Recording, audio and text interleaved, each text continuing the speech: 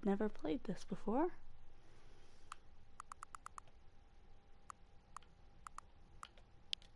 Two subtitles, yeah.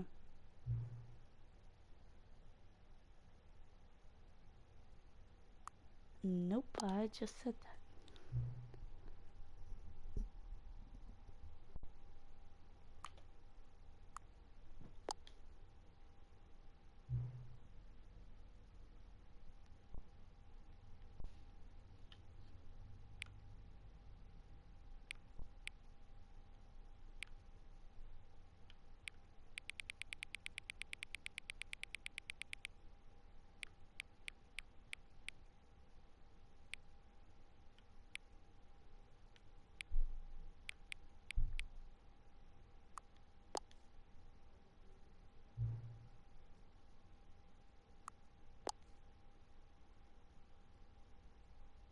Why did it?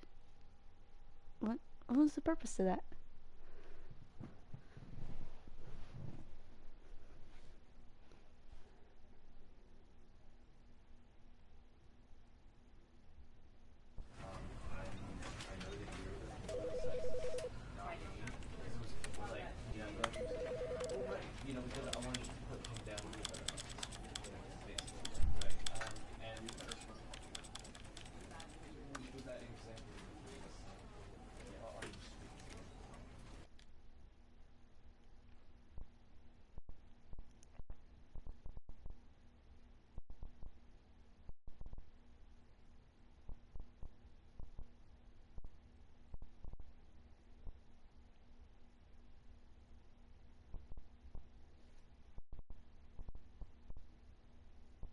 This is the story of a man named Stanley. Stanley worked for a company in a big building where he was employee number 427. Employee number 427's job was simple. He sat at his desk in room 427 and he pushed buttons on a keyboard. Orders came to him through a monitor on his desk, telling him what buttons to push, how long to push them, and in what order. This is what employee 427 did every day of every month of every year. And although others might have considered it soul-rending, Stanley relished every moment that the orders came in, as though he had been made exactly for this job. And Stanley was happy. And then one day, something very peculiar happened. Something that would forever change Stanley. Something he would never quite forget.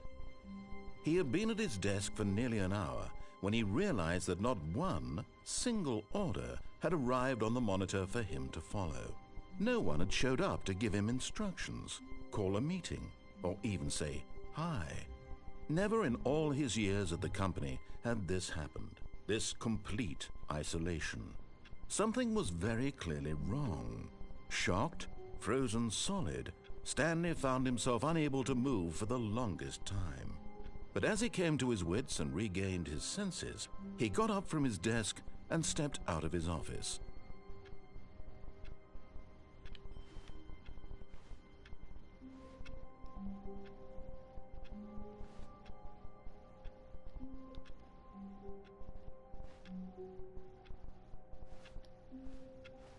All of his co-workers were gone.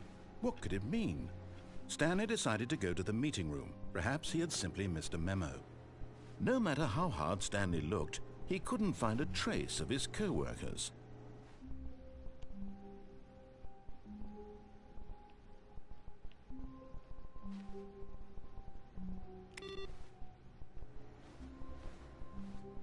I don't know what that did.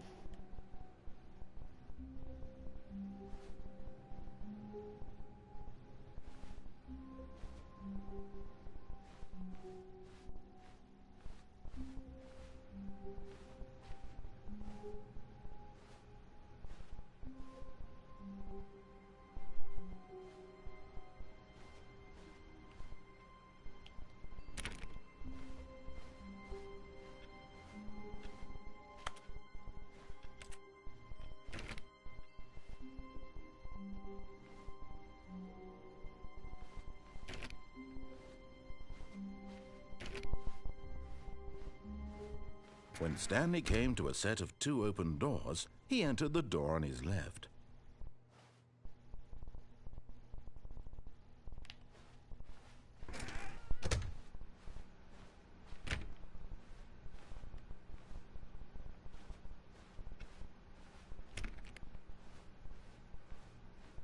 Yet there was not a single person here either. Feeling a wave of disbelief, Stanley decided to go up to his boss's office, hoping he might find an answer there.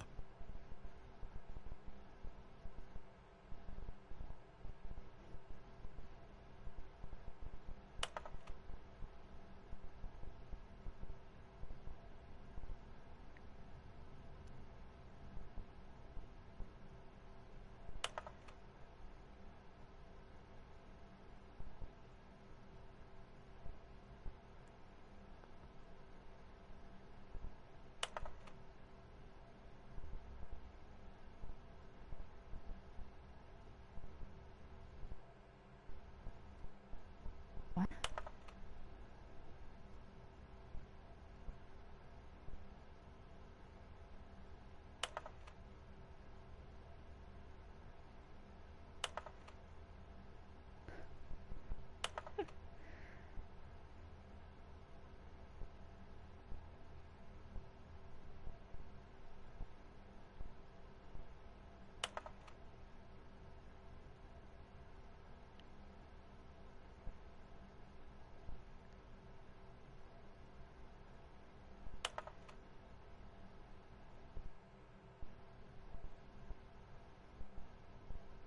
Less air? Comatose? Metamorphosis. Okay, now it's just money. More money.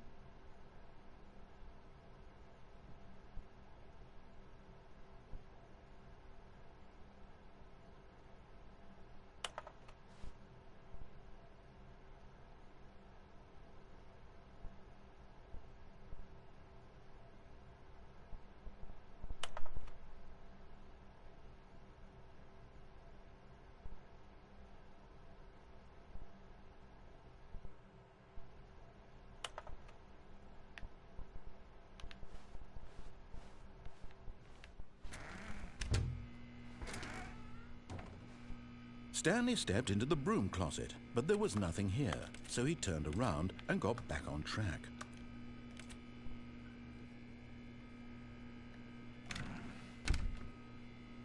There was nothing here. No choice to make, no path to follow, just an empty broom closet. No reason to still be here.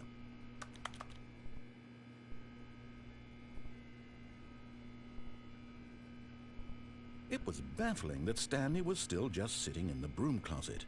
He wasn't even doing anything. At least if there was something to interact with, he'd be justified in some way. As it is, he's literally just standing there doing sweet FA.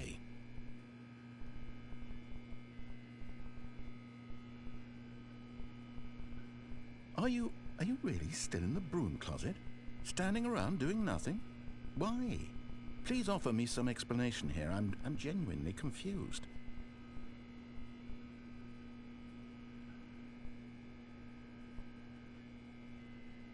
You do realize there's no choice or anything in here, right?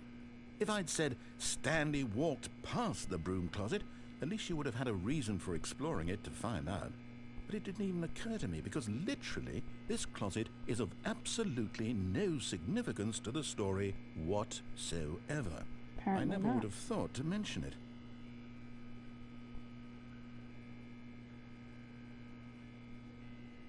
Maybe to you this is somehow its own branching path.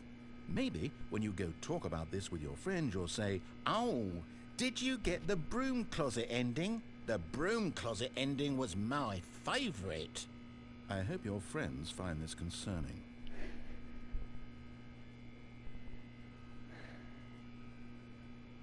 Stanley was fat and ugly and really stupid. Oh my. He probably only got the job because of a family connection. That's how stupid he is. That or with drug money.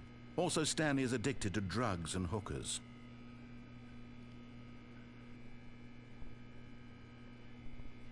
Well, I've come to a very definite conclusion about what's going on right now. You're dead. You got to this broom closet, explored it a bit, and were just about to leave because there's nothing here, when a physical malady of some sort shut down your central nervous system and you collapsed in front of your screen. Well, in a situation like this, the responsible thing is to alert someone nearby so as to ensure that your body is taken care of before it begins to decompose. Hello? Anyone who happens to be nearby? The person at this computer is dead. They have fallen prey to any number of your countless human physiological vulnerabilities. It's indicative of the long-term sustainability of your species. Please remove their corpse from the area and instruct another human to take their place, making sure they understand basic first-person video game mechanics and filling them in on the history of narrative tropes in video gaming, so that the irony and insightful commentary of this game is not lost on them. All right, when you've done that, just step out into the hallway.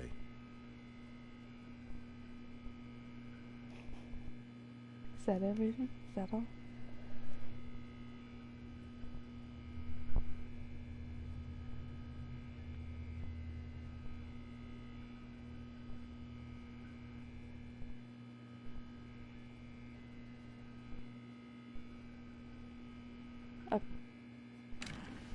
Ah, second player. It's good to have you on board. I guarantee you can't do any worse than the person who came before you. You too? Unbelievable. I'm at the mercy of an entire species of invalids. Perhaps there's a monkey nearby you can hand the controls to. A fish? Fungus? Look, you can hammer out the details. I'm not particularly picky. I'll just be waiting for when you're ready to pick up the story again.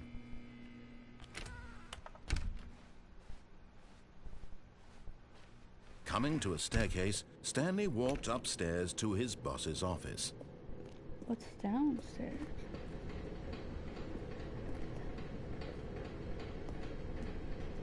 What is this? But Stanley just couldn't do it. He considered the possibility of facing his boss. Admitting he had left his post during work hours, he might be fired for that. And in such a competitive economy, why had he taken that risk? All because he believed everyone had vanished? But his boss would think he was crazy. And then something occurred to Stanley. Maybe, he thought to himself, maybe I am crazy. All of my co-workers blinking mysteriously out of existence in a single moment for no reason at all? None of it made any logical sense. And as Stanley pondered this, he began to make other strange observations. For example, why couldn't he see his feet when he looked down? Why did doors close automatically behind him wherever he went? And for that matter, these rooms were starting to look pretty familiar. Were they simply repeating? No, Stanley said to himself, this is all too strange. This can't be real. And at last, he came to the conclusion that had been on the tip of his tongue. He just hadn't found the words for it. I'm dreaming, he yelled. This is all a dream. Oh, what a relief Stanley felt to have finally found an answer, an explanation. His co-workers weren't actually gone. He wasn't going to lose his job. He wasn't crazy after all. And he thought to himself, I suppose I'll wake up soon. I'll have to go back to my boring real-life job pushing buttons. I may as well enjoy this while I'm still lucid. So, he imagined himself flying and began to gently float above the ground. Then he imagined himself soaring through space on a magical starfield, and it too appeared. It was so much fun, and Stanley marveled that he had still not woken up. How was he remaining so lucid? And then perhaps the strangest question of them all entered Stanley's head. One he was amazed he hadn't asked himself sooner. Why is there a voice in my head dictating everything that I'm doing and thinking? Now the voice was describing itself being considered by Stanley, who found it particularly strange. I'm dreaming about a voice describing me, thinking about how it's describing my thoughts, he thought. And while he thought it all very odd and wondered if this voice spoke to all people in their dreams, the truth was that, of course, this was not a dream. How could it be? Was Stanley simply deceiving himself, believing that if he's asleep he doesn't have to take responsibility for himself? Stanley is as awake right now as he's ever been in his life. Now, hearing the voice speak these words was quite a shock to Stanley. After all, he knew for certain, beyond a doubt, that this was in fact a dream. Did the voice not see him float and make the magical stars just a moment ago? How else would the voice explain all that? This voice was a part of himself too. Surely, if he could just... He would prove it. He would prove that he was in control, that this was a dream. So he closed his eyes gently, and he invited himself to wake up. He felt the cool weight of the blanket on his skin, the press of the mattress on his back, the fresh air of a world outside this one. Let me wake up, he thought to himself. I'm through with this dream. I wish it to be over. Let me go back to my job. Let me continue pushing the buttons. Please, it's all I want. I want my apartment, and my wife, and my job. All I want is my life exactly the way it's always been. My life is normal. I am normal. Everything will be fine. I am okay.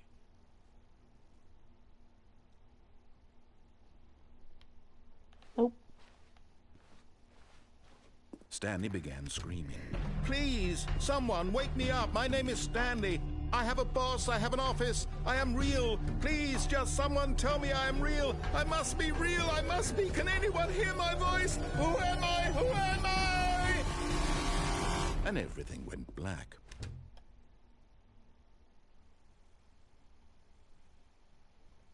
This is the story of a woman named Mariella. Huh? Mariella woke up on a day like any other. She arose, got dressed, gathered her belongings, and walked to her place of work. But on this particular day, her walk was interrupted by the body of a man who had stumbled through town talking and screaming to himself, and then collapsed dead on the sidewalk. And although she would soon turn to go call for an ambulance, for just a few brief moments she considered the strange man. He was obviously crazy. This much she knew. Everyone knows what crazy people look like. And in that moment, she thought to herself how lucky she was to be normal. I am sane. I am in control of my mind. I know what is real and what isn't. It was comforting to think this, and in a certain way, seeing this man made her feel better.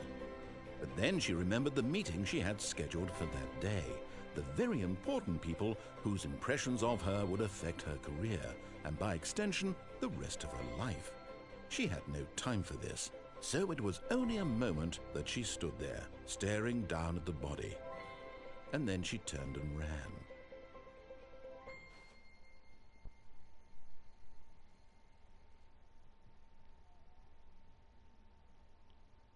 Well, that was interesting.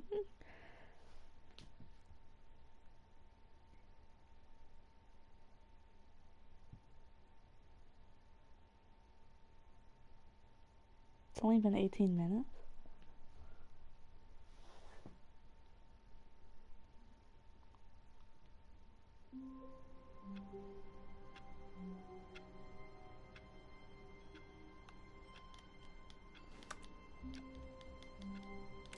What if I just don't leave? But Stanley simply couldn't handle the pressure. What if he had to make a decision? What if a crucial outcome fell under his responsibility? He had never been trained for that. No. This couldn't go any way except badly. The thing to do now, Stanley thought to himself, is to wait. Nothing will hurt me. Nothing will break me. In here I can be happy forever. I will be happy. Stanley waited. Hours passed, then days. Had years gone by? He no longer had the ability to tell. But the one thing he knew for sure, beyond any doubt, was that if he waited long enough, the answers would come. Eventually, someday, they would arrive. Soon, very soon now, this will end. He will be spoken to. He will be told what to do. Now it's just a little bit closer. Now it's even closer. Here it comes.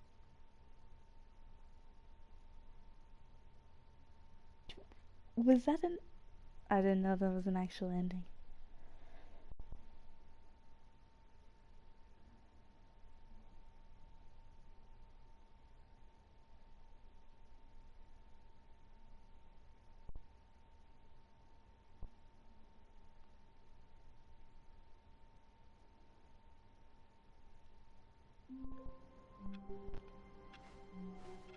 All of his co-workers were gone.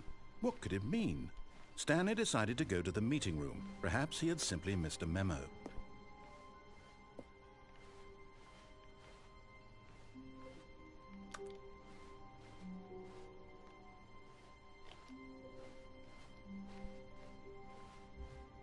When Stanley came to a set of 2 open doors, this was not the correct way to the meeting room, and Stanley knew it perfectly well. Perhaps he wanted to stop by the employee lounge first, just to admire it. Ah, yes, truly a room worth admiring. But eager to get back to business, Stanley took the first open door on his left. Stanley was so bad at following directions, it's incredible he wasn't fired years ago. Look, Stanley, I think perhaps we've gotten off on the wrong foot here. I'm not your enemy, really, I'm not. I realize that investing your trust in someone else can be difficult, but the fact is that the story has been about nothing. What? Really? I was in the middle of something. Do you have zero consideration for others? Yes. Are you that convinced that I want something bad to happen to you? Why? Maybe. I don't know how to convince you of this, but I really do want to help you, to show you something beautiful. Look, let me prove it. Let me prove that I'm on your side. Give me a chance. Now listen carefully, this is important. Stanley walked through the red door.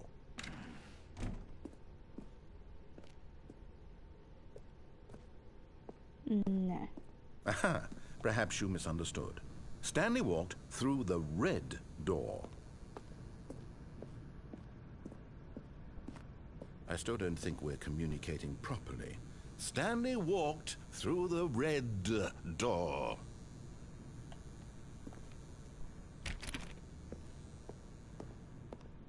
All right, fine, go ahead, Stanley. You want to know so badly what's out there? You want to find out what lies at the end of this road you've chosen? Well, don't let me stop you. You see? There's nothing here. I haven't even finished building this section of the map, because you were never supposed to be here in the first place. Broken rooms, exposed developer textures. Is this what you had wanted? Was it worth ruining the entire story I had written out specifically for you?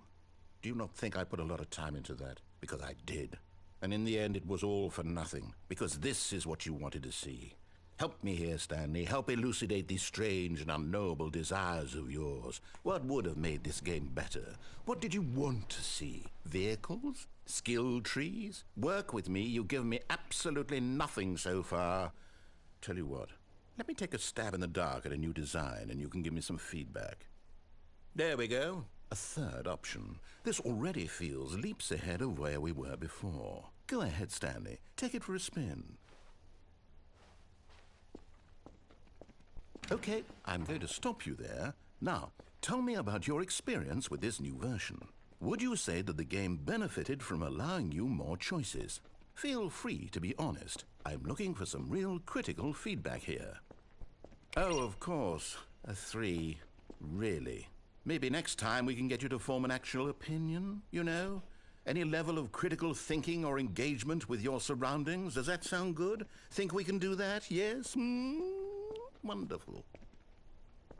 Here, based on the data from your previous playthrough, I've compiled a new version. And to be perfectly candid, I think I've knocked it out of the park with this one. Let's take a look.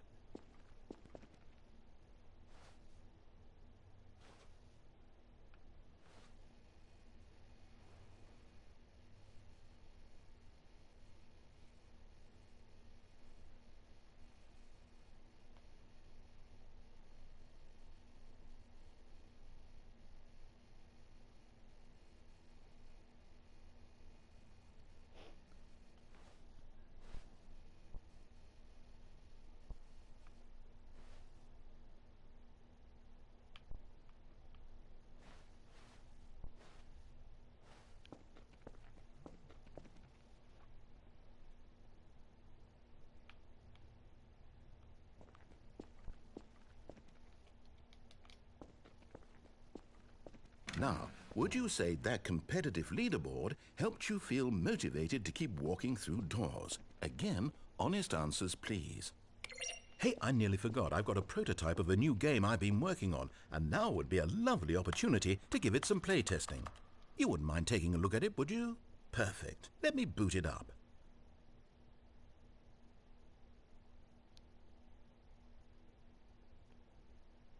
In this game, the baby crawls left towards danger. You click the button to move him back to the right, and if he reaches the fire, you fail. It's a very meaningful game, all about the desperation and tedium of endlessly confronting the demands of family life. I think the art world will really take notice. But of course, the message of the game only becomes clear once you've been playing it for about 4 hours. So why don't you give it 4 hours of play to make sure it's effective? Be sure to keep notes on your experience.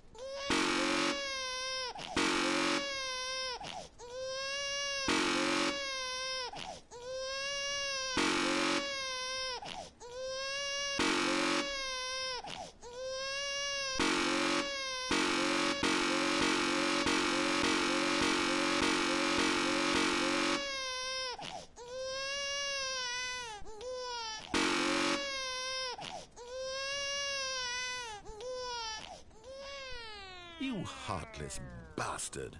Did you do it because you hate babies or purely to spite me? Because if it's the latter, well, I don't know what to do. I'm completely out of ideas. I can't think of a single thing that might improve the experience for me. I'm not even going to try. I'm out, I'm done. It's over. Thank you for playing. Your input was extremely valuable. Oh, hey, since my game was so awful, why don't we play someone else's game? Just to ease the pain. Let's see. What do we have here? Yes, this seems like it'll work. Let's give it a shot.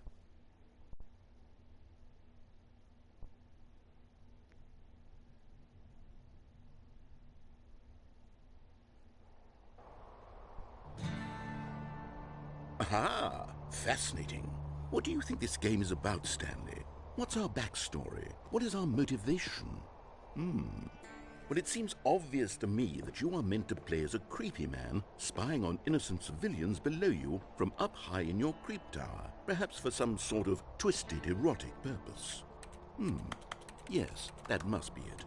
What a fascinating venture into the experience of total mental depravity. So far, I love everything about this game, Stanley, and it seems there's even more.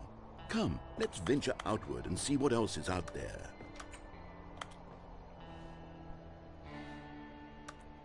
May 1999? What was that?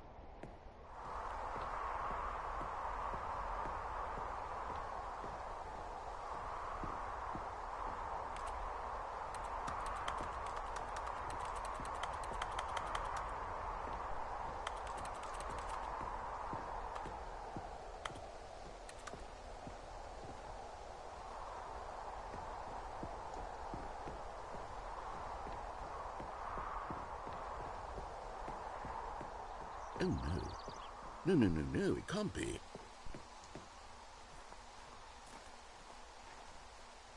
It is.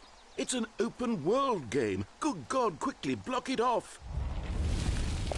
Oh, thank goodness, Stanley. What a close call. You nearly wandered off into that thing. That big, open, just wandering around. No right or wrong directions. No path to follow. You can just go in any...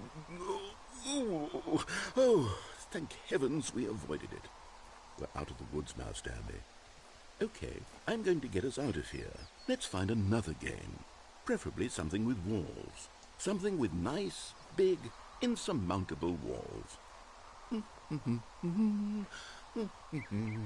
Okay, I think this will be just the thing.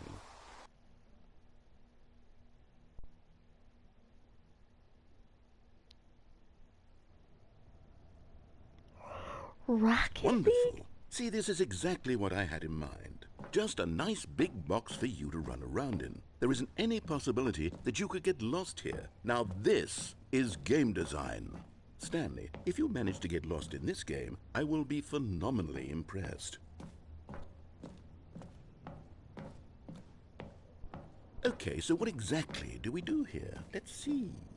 There are lots of cars here in the back, but obviously there's no racetrack. Okay, I'm seeing that there's a ball of some kind back here. Is this game sports ball? Stanley, I think it's sports ball. Oh, what fun. We shall run the bases and do a touchdown together? Yes, I think surely we must. Okay, Stanley, here's the ball. Have fun.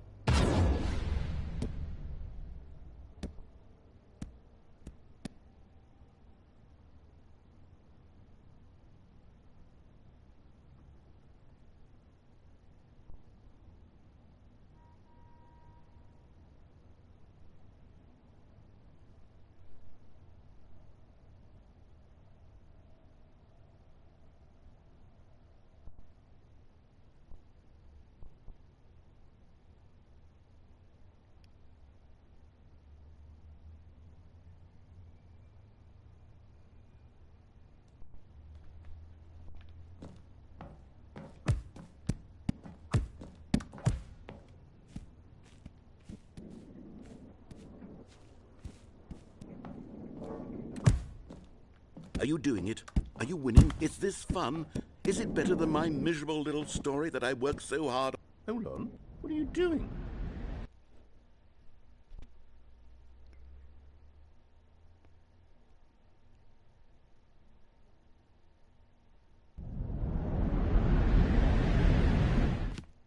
Stanley, don't do that. I can't follow you there. I can't help you.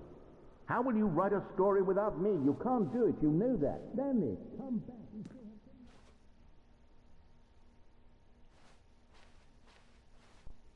Oh.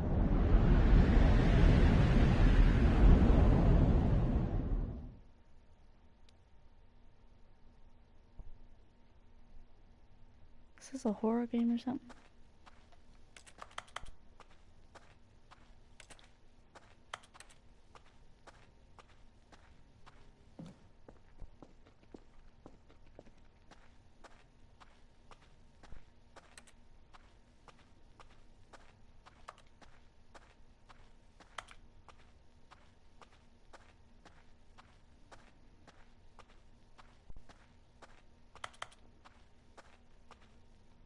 Oh, I just went in a circle.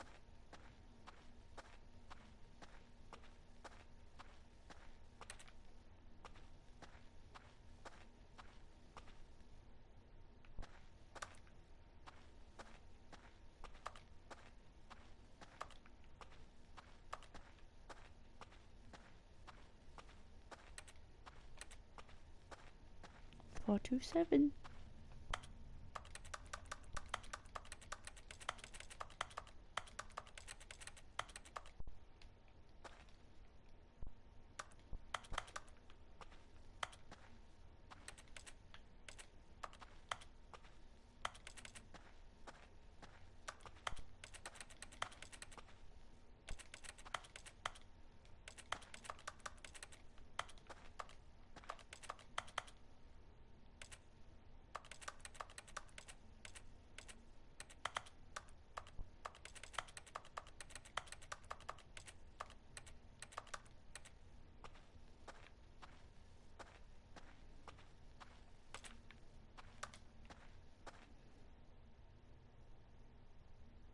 I wonder what he found.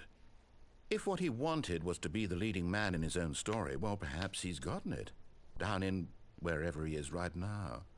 I wonder if he's happy with his choice, and if he's learned the heavy cost that comes with it. He'll understand soon what I was trying to tell him. He needs me. Someone who will wrap everything up at the end, to make sense out of the chaos and the fear and the confusion. That's who I am. That is what I mean to this world. Oh, yes. Yes, I'll be back. There's no other way. Once this ends, after it all comes to a close, then I'll be back. The end will be here soon. Very soon. I can wait.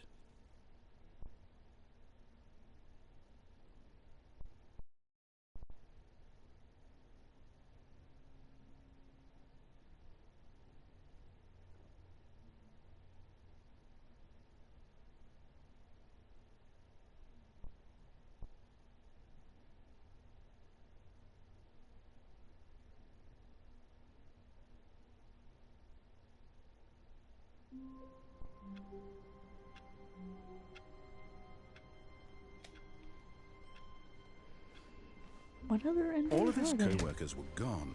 What could it mean? Stanley decided to go to the meeting room. Perhaps he had simply missed a memo.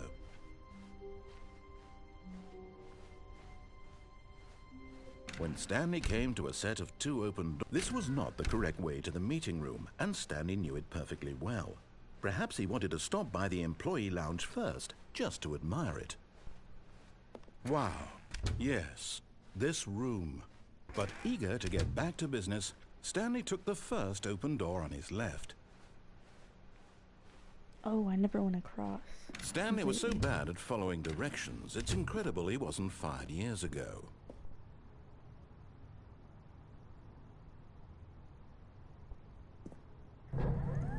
Look, Stanley, I think perhaps we've gotten off on the wrong foot here. I'm not your enemy, really, I'm not. I realize that investing your trust in someone else can be difficult, but the fact is that the story has been about nothing but you all this time. There's someone you've been neglecting, Stanley. Someone you've forgotten about. Please, stop trying to make every decision by yourself. Now, I'm not... What? Really?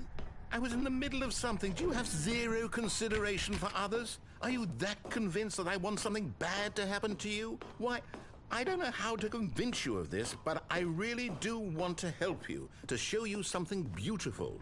Look, let me prove it. Let me prove that I'm on your side. Give me a chance. No buckets. Now listen carefully, this is important. Stanley walked through the red door. Oh, thank God you are willing to listen to me. Do you see that I really have wanted you to be happy all this time? The problem is all these choices. The two of us always trying to get somewhere that isn't here. Running and running and running, just the way you're doing right now. Don't you see that it's killing us, Stanley? I wanted to stop. We would both be so much happier if we just stopped. And I think I have a solution. Here, let me show you.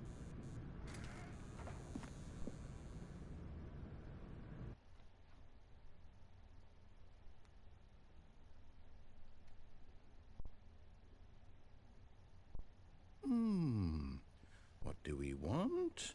What are we looking for? What is this? Here. Yes. Oh, it's beautiful, isn't it? No. If we just stay right here, right in this moment with this place, Stanley, I think I feel happy. I actually feel happy. Too bad. No, wait. Where are you going? Oh, no. Stay away from those stairs. If you hurt yourself, if you die, the game will reset. We'll lose all of this. Please, no, Stanley, let me stay here. Don't take this from me. Please, Stanley, think about what you're doing. No! Oh, thank God you lived. No, what are you doing, Stanley? Please, I'm asking you not to take this away from me. I can't go back to what I was before. If you die, we'll both go back. Why are you doing this? Stanley, let's go back to the other room. Can you do that for me? Yes, perhaps you can. Perhaps you finally see what I'm talking about. Do I walk slower now? I know you'll see that we can't be happy if we leave this place. You can see that, can't you?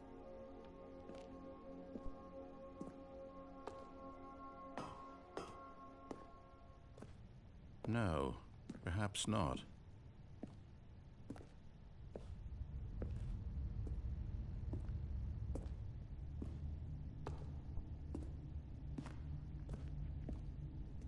My God. Is this really how much you dislike my game? That you'll throw yourself from this platform over and over to be rid of it? You are literally willing to kill yourself to keep me from being happy. Am I reading the situation correctly?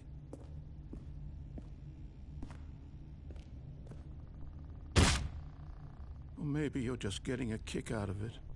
I don't know anymore. I just wanted us to get along. But I guess that was too much to ask. It looks like you wanted to make a choice after all.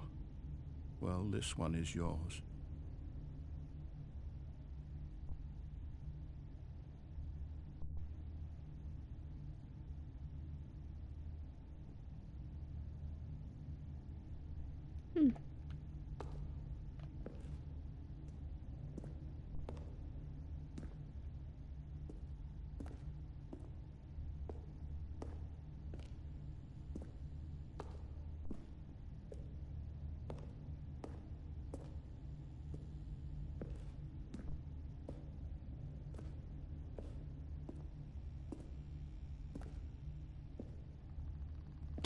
Is it over?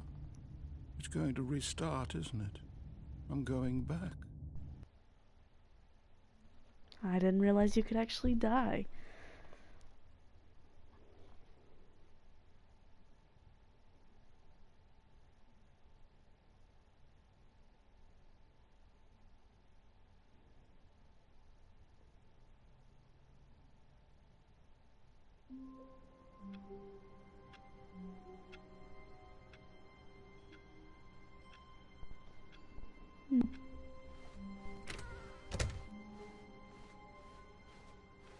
When Stanley came to a set of 2 open doors, he entered the door on his left.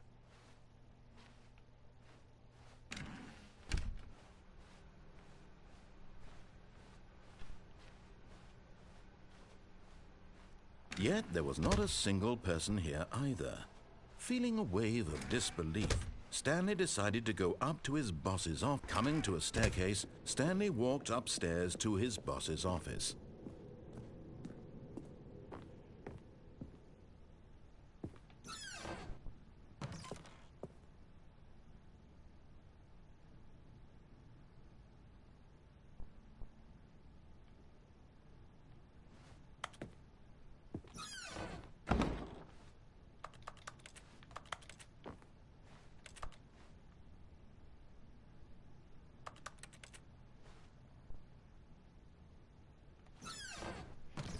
Okay then. Nothing in there.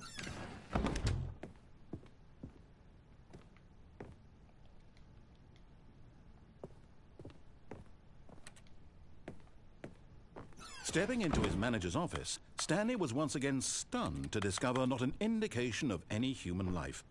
Shocked, unraveled, Stanley wondered in disbelief who orchestrated this, what dark secret was being held from him. What he could not have known was that the keypad behind the boss's desk guarded the terrible truth that his boss had been keeping from him.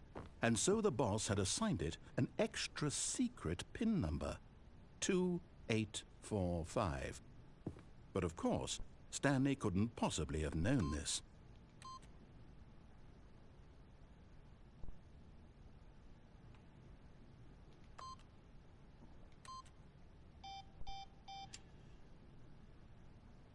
Stanley just sat around twiddling his thumbs. Trying to input anything on the device was useless, since he could never possibly know that the combination was 2845.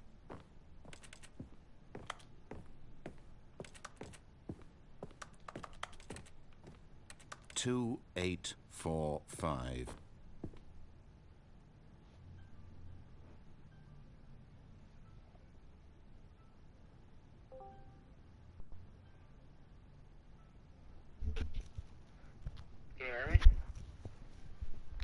Forgot, but it turns out that the panel's emergency override kicked in, and the door just opened all by itself, and Stanley got the hell along with the story.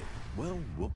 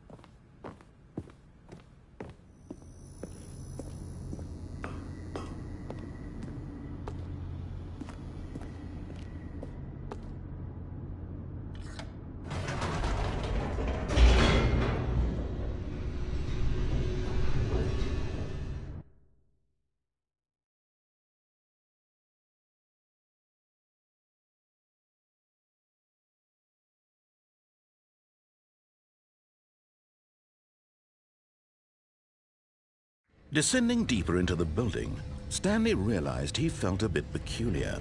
It was a stirring of emotion in his chest, as though he felt more free to think for himself, to question the nature of his job. Why did he feel this now, when for years it had never occurred to him? This question would not go unanswered for long. Stanley walked straight ahead through the large door that read Mind Control Facility. Although this passageway had the word escape written on it, the truth was that at the end of this hall, Stanley would meet his violent death. The door behind him was not shut. Stanley still had every opportunity to turn around and get back on track.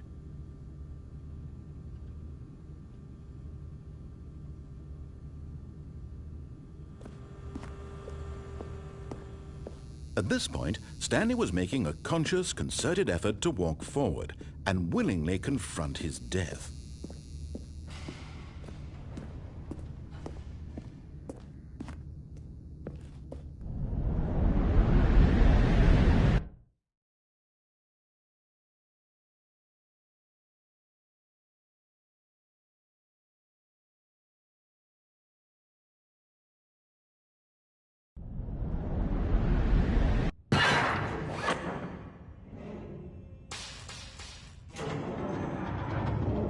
As the machine whirred into motion and Stanley was inched closer and closer to his demise, he reflected that his life had been of no consequence whatsoever.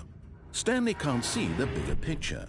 He doesn't know the real story, trapped forever in his narrow vision of what this world is. Perhaps his death was of no great loss, like plucking the eyeballs from a blind man. And so he resigned and willingly accepted this violent end to his brief and shallow life. Farewell, Stanley.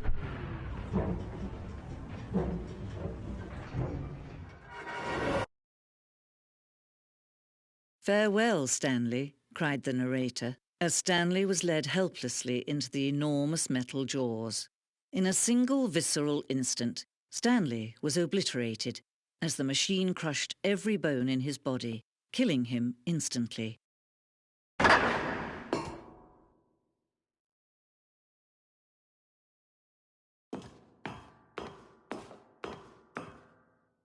And yet it would be just a few minutes before Stanley would restart the game, back in his office, as alive as ever.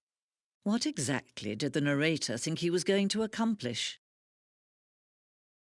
When every path you can walk has been created for you long in advance, death becomes meaningless, making life the same. Do you see now? Do you see that Stanley was already dead from the moment he hit start?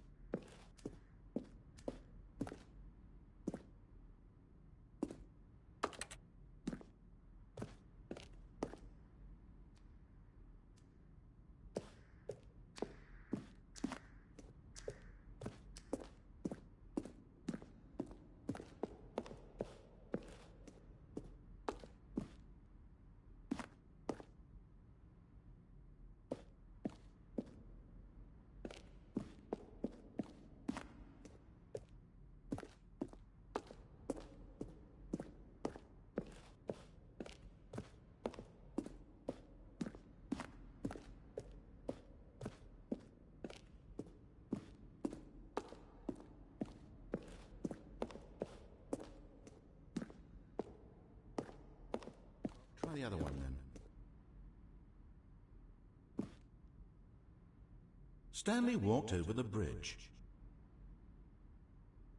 Stanley stood on the snow. Then great. Stanley pushed the orange lever.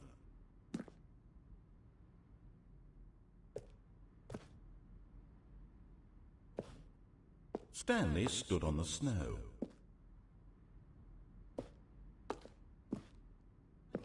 He pushed the number 6. Stanley jumped. Now then, where he was supposed to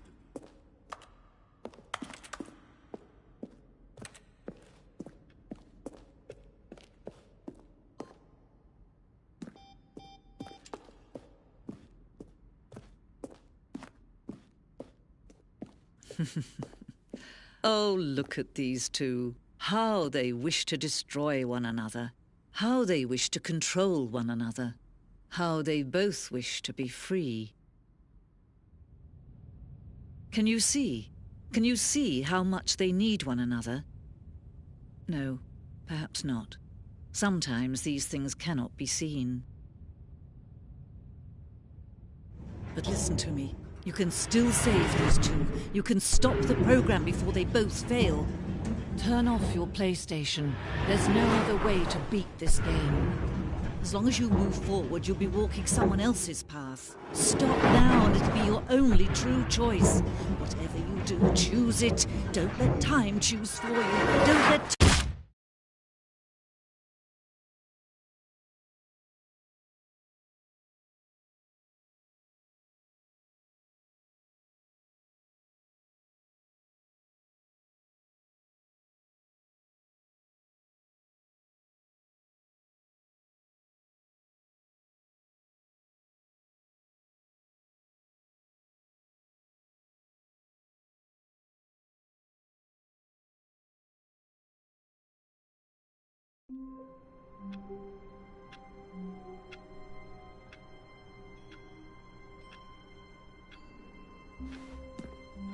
All of his co-workers were...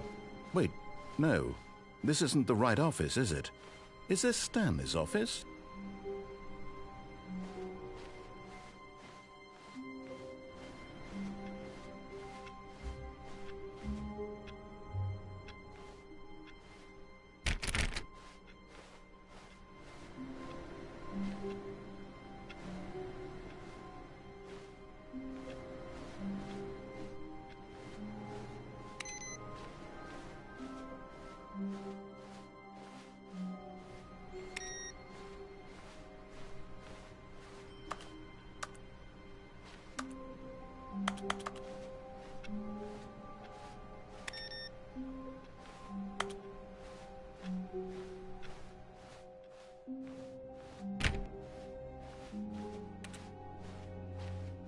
When Stanley came to a set of 2 open doors, he entered the door on his left.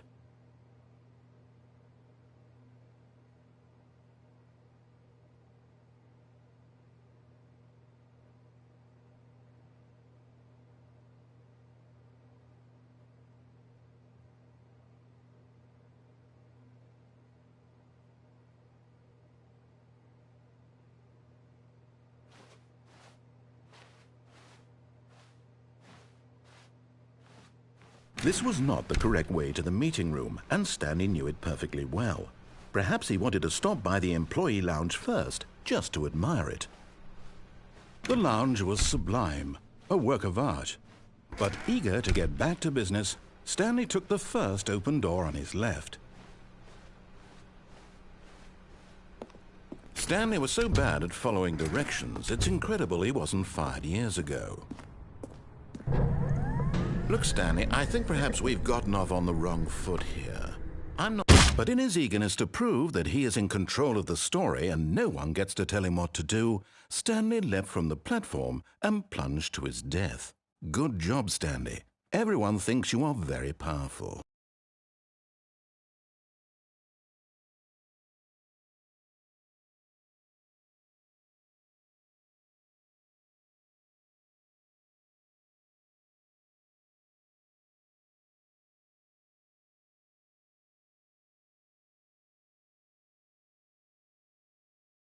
All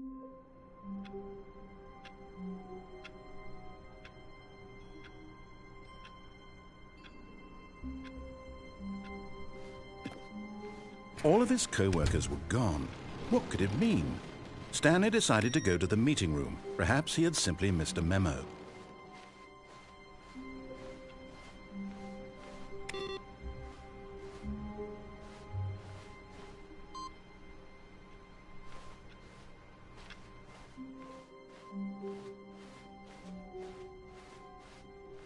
When Stanley came to a set of 2 open doors, this was not the correct way to the meeting room, and Stanley knew it perfectly well.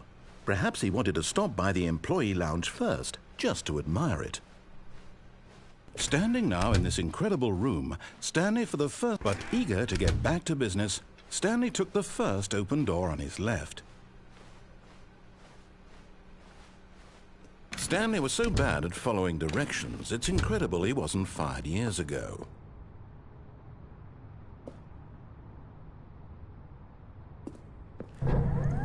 Look, Stanley, I think perhaps we've gotten off on the wrong foot here.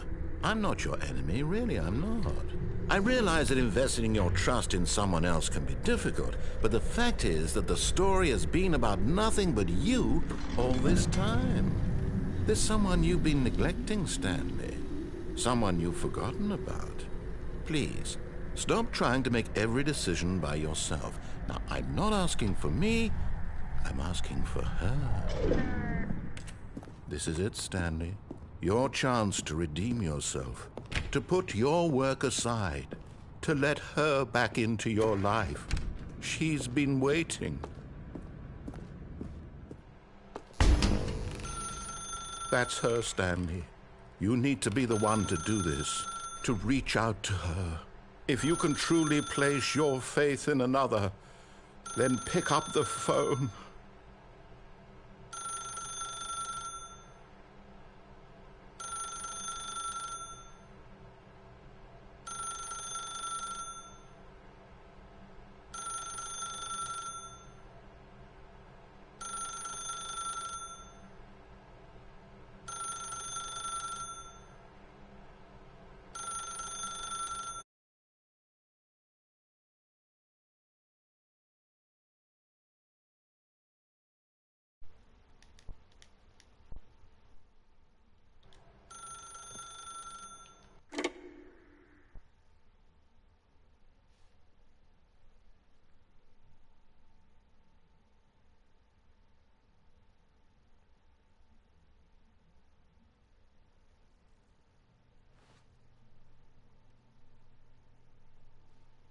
Bye.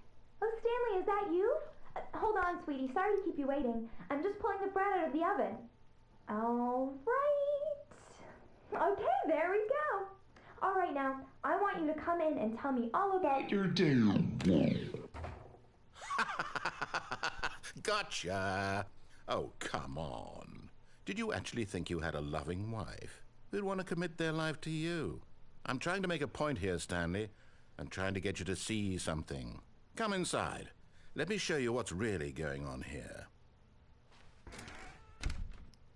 This is a very sad story about the death of a man named Stanley. Stanley is quite a boring fellow. He has a job that demands nothing of him, and every button that he pushes is a reminder of the inconsequential nature of his existence. Look at him there, pushing buttons, doing exactly what he's told to do. Now he's pushing a button. Now he's eating lunch. Now he's going home. Now he's coming back to work. One might even feel sorry for him, except that he's chosen this life.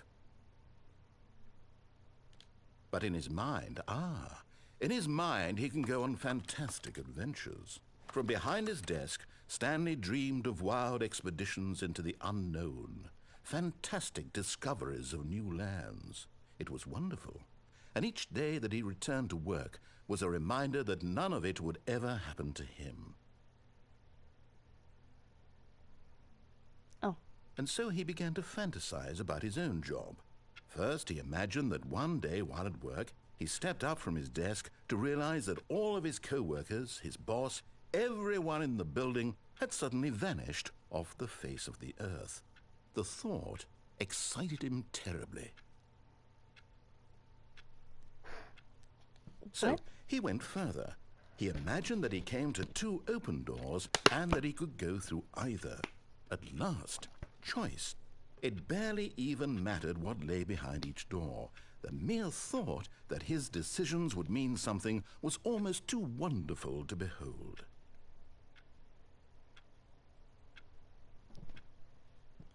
As he wandered through this fantasy world, he began to fill it with many possible paths and destinations.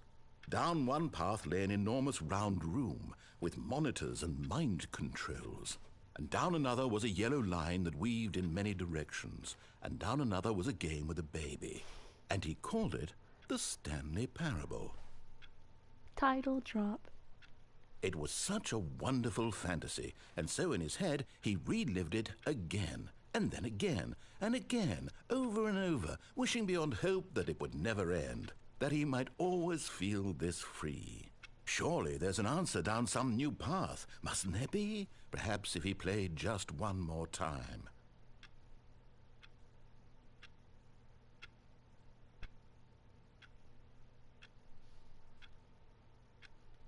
That's a Nuketown mannequin. But there is no answer. Not a life. How could there possibly be? In reality, all he's doing is pushing the same buttons he always has. Nothing has changed. The longer he spends here, the more invested he gets, the more he forgets which life is the real one. And I'm trying to tell him this, that in this world he can never be anything but an observer, that as long as he remains here, he's slowly killing himself. But he won't listen to me. He won't stop. Here, watch this. Stanley, the next time the screen asks you to push a button, do not do it.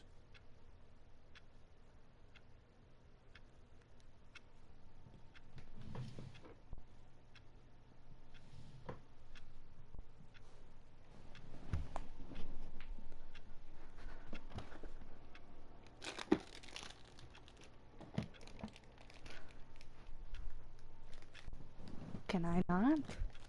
Or do I have to?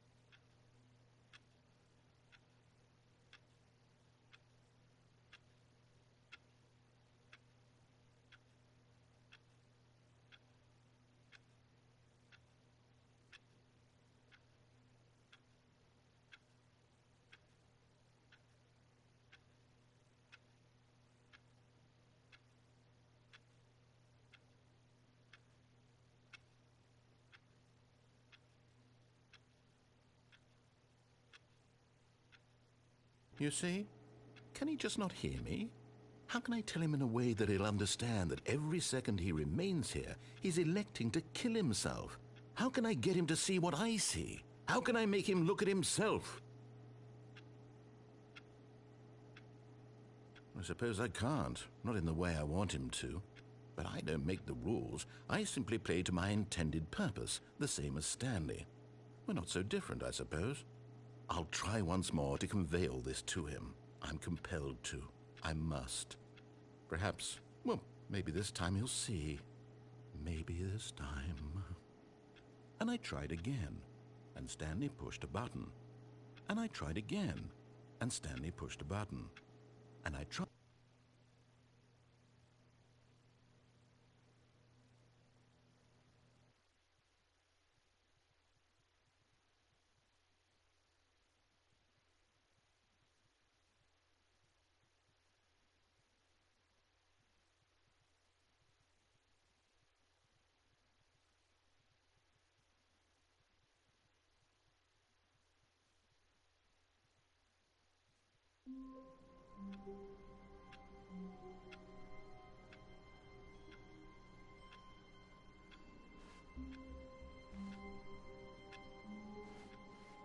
All of his co-workers were gone.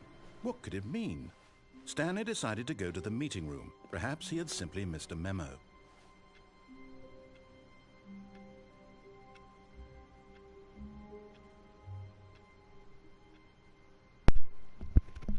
Ta-da.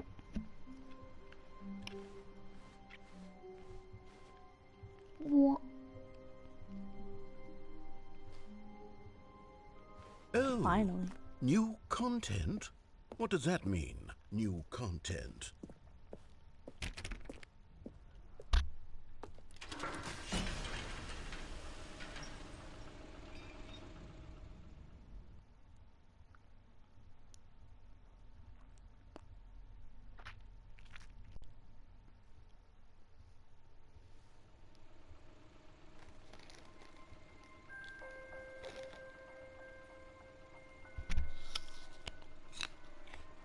Hello, and thank you for playing the Stanley Parable Ultra Deluxe.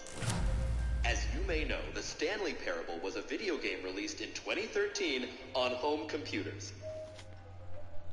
After receiving critical and commercial success, it was expanded upon in 2022 with the Stanley Parable Ultra Deluxe, a reimagining of the game for consoles and home computers. The Stanley Parable Ultra Deluxe features exciting new content that broadens and expands the world of the Stanley Parable, delighting audiences the world over. Please, step inside and see what thrilling new adventures await in the Stanley Parable Ultra Deluxe. Oh, well, this sounds delightful. I'm very excited to see the thrilling new Ultra Deluxe content.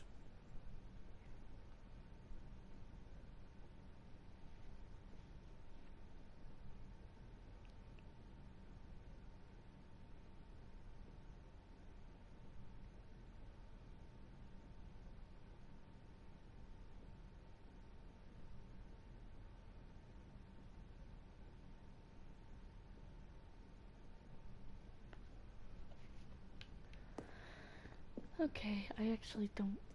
Okay, so far it's an elevator.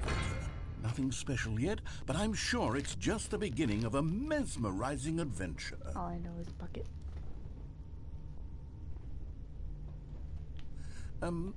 Is it broken? What's going on here? Should we be moving somewhere or... Oh, there we go. All right, finally, at long last, it's on to the new content. I've never been more ready. Let's do it.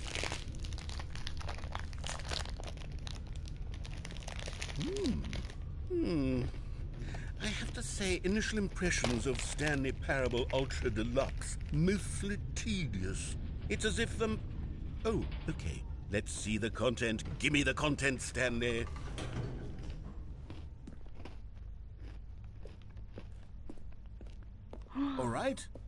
All right, let's see. It's the jump circle.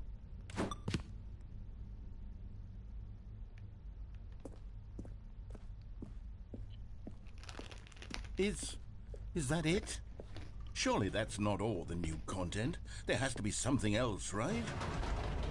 Goodness, another elevator. Stanley, I have to say, initial impressions of this game are not positive. It's just elevators and jumping. Is this what passes for exciting new content? If this is new content, then I could just read you the whole dictionary. There's 20 hours of new content right there. Hell, I could count to 30 trillion. You could put that on the box. The Stanley Parable Ultra Deluxe, now with over 1,000 hours of new content. And if... Oh, wait. There's more. Very good. Yes. I knew there had to be something else. Let's see it. I'm ready for whatever it is. This is more promising.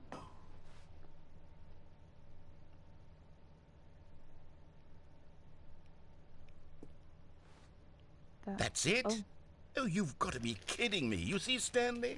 This is what happens when greedy video game developers with no respect for their fan base rush a cheap expansion to market for no reason other than to make an easy dollar. And don't get me started on the level of craftsmanship that's gone into it. In fact, I'm looking right now at the game's trophies, and it's hard to believe one of them actually says, "Test trophy, please ignore." What quality assurance department signed off on this? I'm infuriated and I'm offended, and I intend to find these people on Twitter and hold them personally accountable. It's my fault, Stanley. I built up too much anticipation around the new content, I'm afraid. It could never have lived up to such expectations. If you're still with me, why don't we just reset the game, and we'll try to get back to what the Stanley Parable is really about. No frills, no gimmicks. Just you and me having a great time together like always. What do you say, friend?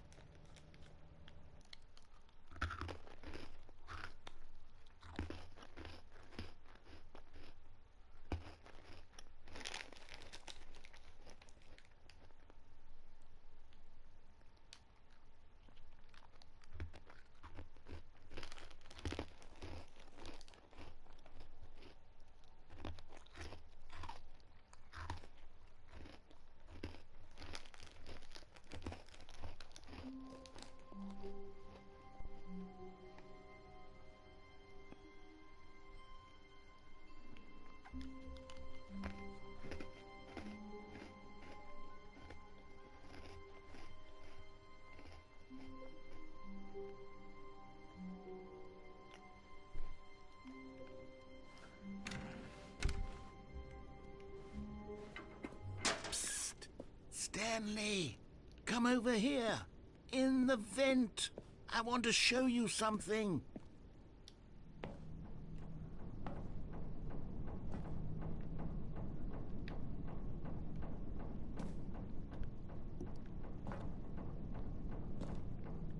Let's see what was back here.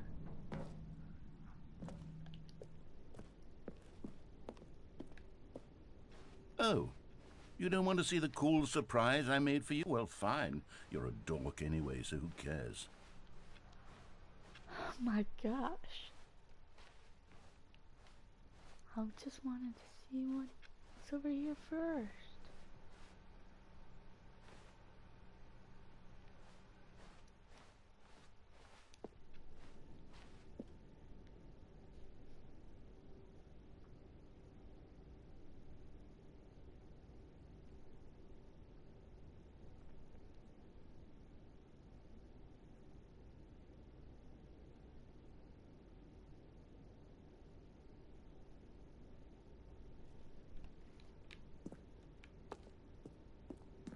Oh, never mind. You're not a dog.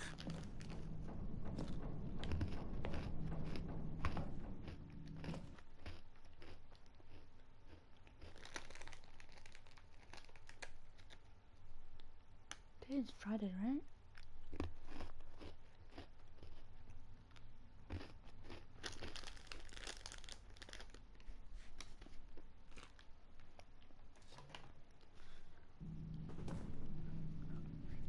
Okay, you remember how cheap and unsatisfying the new Ultra Deluxe content turned out to be? Well, it got me thinking about the past, and how much better the Stanley Parable used to be.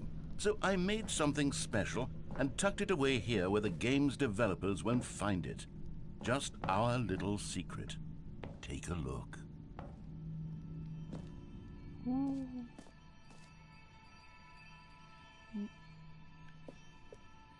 I call it the Memory Zone. It's where I've been storing all my favorite memories so I can relive the peak experiences of my life whenever I want. Experiences like the launch of the Stanley Parable on PC. You see, Stanley, doesn't the Memory Zone remind you of how wonderful Stanley Parable was before it was sullied with a cheap PlayStation port? Remember back in October of 2013 when the game originally launched? No. Back then, video games had integrity. Back then, it all meant something. Oh, the waste.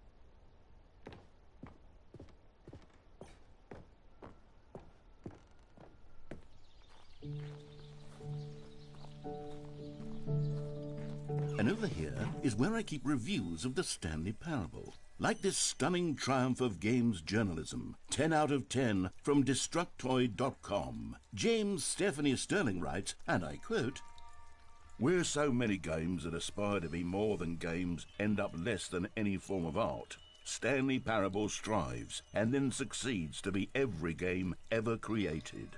Did you hear that, Stanley?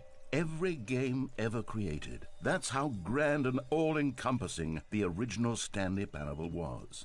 It was literally every game ever created. It was Skyrim, it was Persona 3, it was all of them, and now it's nothing. It's no games at all. It isn't even the Stanley Parable anymore. Agreed. It's just a husk now. A lifeless husk with an hour of new elevator content.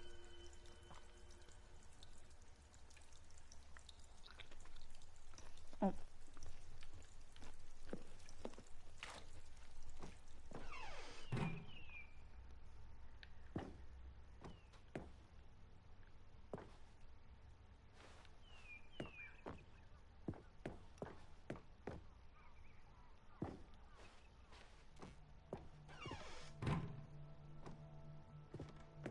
Here's another moving passage, this time from GameSpot.com. The Stanley Parable is both a richly stimulating commentary on the nature of choice in games and one that offers some of the most enjoyable, surprising, and rewarding choices I've ever been confronted with in a game. 9 out of 10. Don't you get it, Stanley? The game was perfect. It didn't need anything else. It didn't need new content. All they had to do was transport it in pristine condition along to the PlayStation. Boom, done. And they couldn't even do that. Couldn't resist the urge to go meddling with a beloved franchise.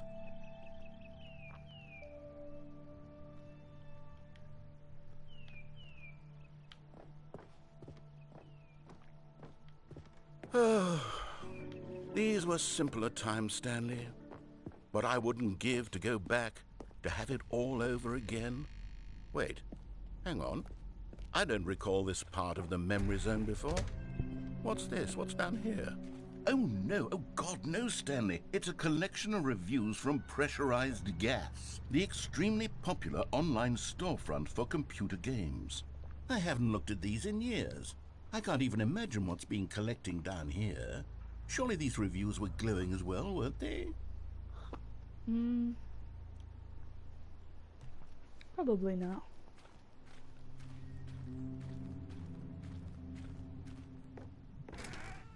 Honestly, I could not be bothered to play this game to full completion. The narrator is obnoxious and unfunny, with his humor and dialogue proving to be more irritating than entertaining. Unfunny! I'm not trying to be funny. I'm trying to make a serious work of art.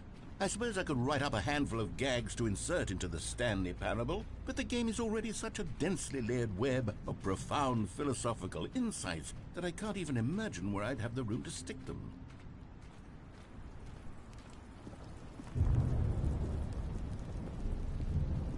Okay, let's see what this one says. While the idea for the game is good, for someone who prefers non-linear games, this preachiness gets annoying fast. Preachy? Stanley, I'm not preachy, am I? You can tell me if I'm preachy. Honestly, you can. Oh, goodness. This is actually quite shocking for me. Well, to be honest, I had always thought of the game's dialogue as being rather terse to begin with. You can't know how much fluff I cut from the game to get it to feel as light and airy as it... Well, I always thought it did. But maybe it wasn't. Dear, what an awful memory to have to hold on to. These black marks are my otherwise unimpeachable track record. I feel like a failure. Like I let these people down. Perhaps the Stanley Parable isn't quite as sterling as I always remember. What's this one got to say? You constantly have to stop doing anything so the narrator can catch up with his long-winded explanations of what's happening. I wish there was a skip button. A skip button? Well, yes. Yes, I think we can do that. If I'm truly too preachy, then maybe letting you skip ahead for just a moment, surely it couldn't hurt. Not if it means we can strike these negative reviews from the record. Only positive reviews of the Stanley Parable. That's my motto today, and it's always been my motto. I'd do anything for the customer, Stanley. Yes, a skip button we shall have. And here it is. Go ahead and give it a shot. I'll pop you forward in time so that the second my incessant droning starts to bore you, with just the push of a button, you'll have zipped right past it. It's what the players have been asking for, and I'm very proud to have delivered. No more listening to me rambling on and on and on. No, no, no, no. The Stanley Parable is a game for the people. And if the people want silence, then by goodness, that's what they're going to get. Well, don't sit around waiting for me to shut up. Go ahead and make me shut up. Here, we'll pretend that I've just begun an interminable monologue, and it goes something like this. The story, and the choices, or what have you, and therefore, by becoming it is, so on and so forth, until inevitably, we all until the end of time, at which time everything all at once, so, now you see, blah, blah, blah, blah, blah, blah, blah, blah, blah, blah, blah, blah, blah, blah, blah. We've eaten too much and it can't be just yet, no, no, until 245. But the logic of elimination working backwards, the deduction therefore becomes impossible to manufacture. It went on for nearly 10,000 years, until just yesterday, here and there, forward and back, and never a moment before lunchtime. It can't be. It's the only thing there is. How many billions left until so much more than forever ago? Which is why I say, the story and the choices, or... Oh, you're back, you see. You were only frozen in time for a few minutes, but it was plenty of time for me to deliver a long, rambling monologue full of unnecessary verbal flourishes and lengthy ruminations on the nature of choice in video games. Of course, I happen to believe it was perhaps one of my more profound such ruminations. Not that, of course, you need a description of it, but if I had to describe it, I'd say it was perhaps less of a rumination and more of a treatise. Or maybe a manifesto. Look, I'll outline it for you very briefly, and you can tell me what you think. Okay, so my theory is that any choice you've ever made is simply a series of choices made by the person who you are, or were, or will be at the time of having made said choice. That is to say, if by articulating a choice you've already made, you bring that choice into being, then by making no choice and saying nothing, are you... Well there, sport. You really did catch me rambling on a bit, didn't you? But that's the power of the button. The minute I start to go off on a thoughtless display of self-absorption, it's right at your fingertips to go poof, and it's all over. I can't wait to see what Cookie 9 will say about this, and whether they'll edit the rating of their pressurized gas review, or at least change some of the wording, perhaps. To be honest, I don't even know if one can change their review.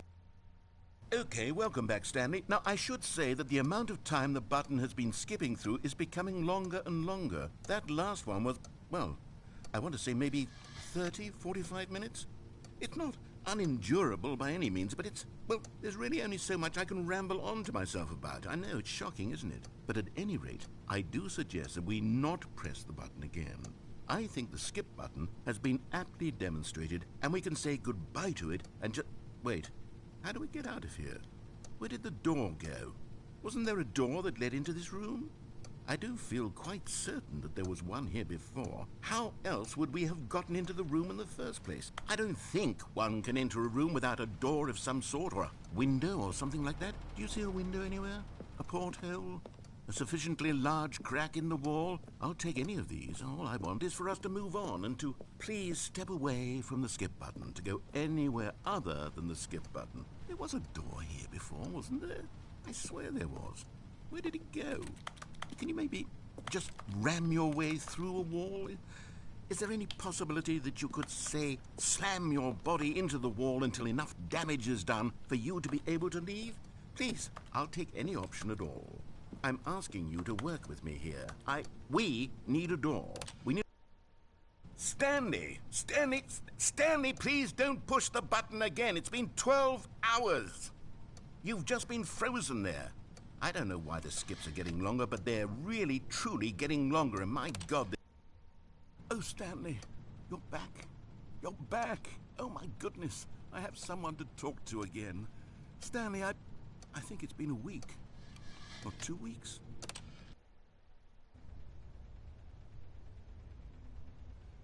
Oh, hello. It's you. You're here again. Welcome.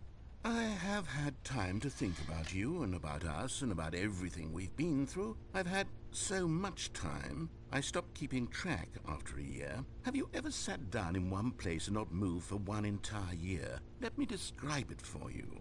To begin with, there is only regret. There is only the turning wheel of missed opportunities.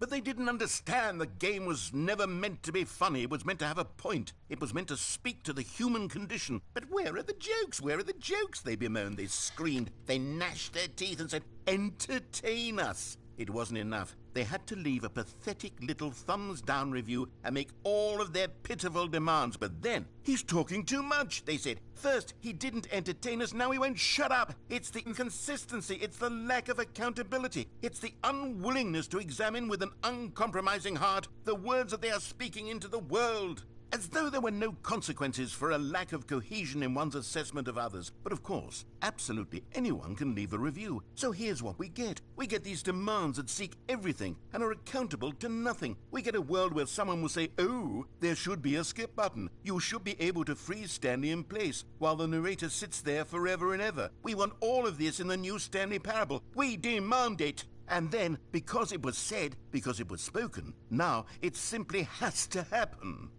The most immediate desires, every single thing demanded by every person at every moment in time. If someone wants it, then it's a crime not to bring it into being.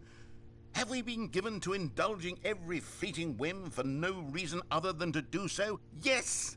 Yes! It seems that this is now the world we live in. It seems that we are a people living in such bleakness and discomfort with ourselves that our entertainment is now our lives.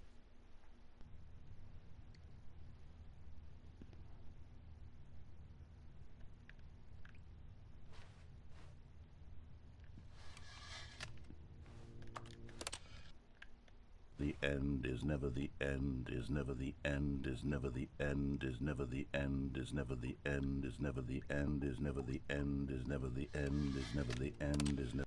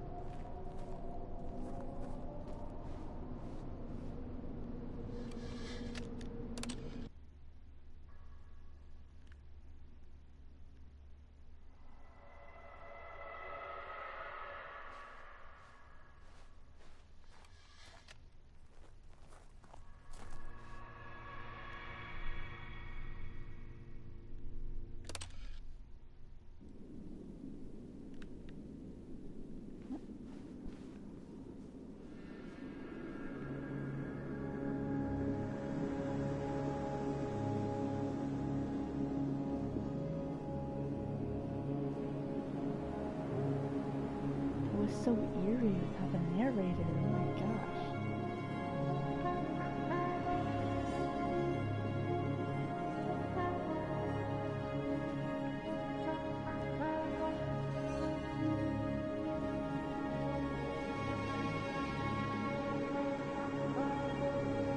Is this gonna count as an ending?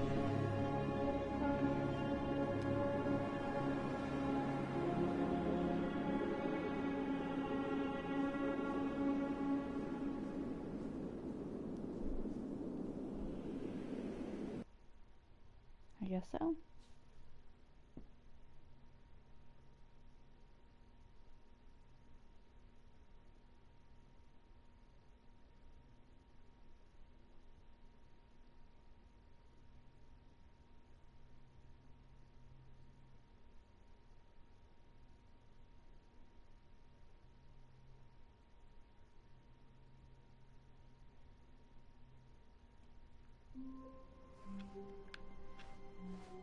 How long was I sitting there? Stanley wondered to himself. Minutes? Days? Centuries? Did something crucial happen while my senses were turned? He made a note to be more careful with time from now on.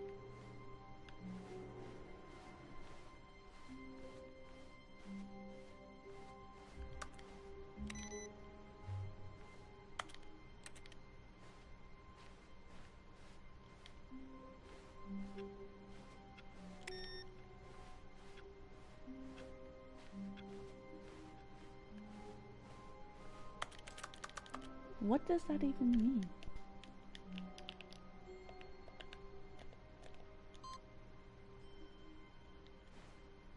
Huh?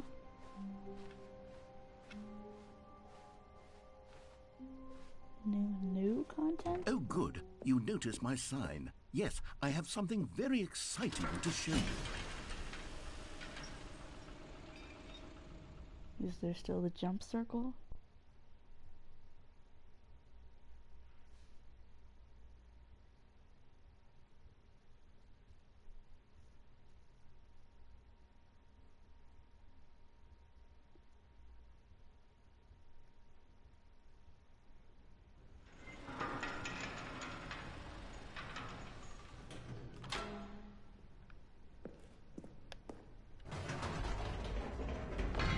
You see, Stanley, I've been reflecting on the Stanley Parable and about how roundly disappointing this ultra-deluxe version has turned out to be. The original Stanley Parable was a landmark, and any new content for it should live up to that legacy. So forget this ultra-deluxe nonsense. I say we take it one step even further. Which is why I'm very proud to announce for the first time ever, the Stanley Parable 2.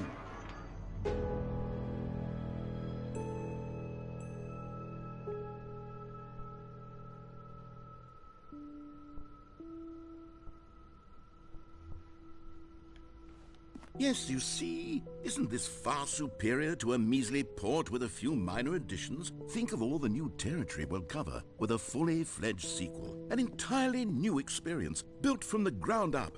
Why, there are so many possibilities. It could go in so many different directions. This is what fans have truly been asking for.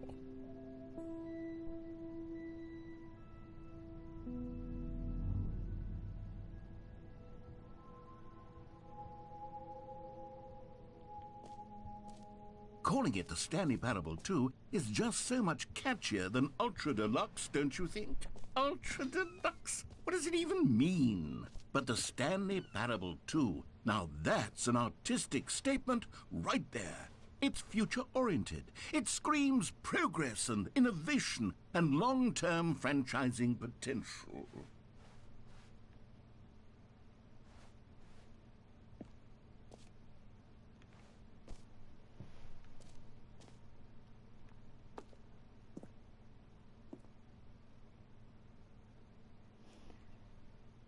Is that Google Slides?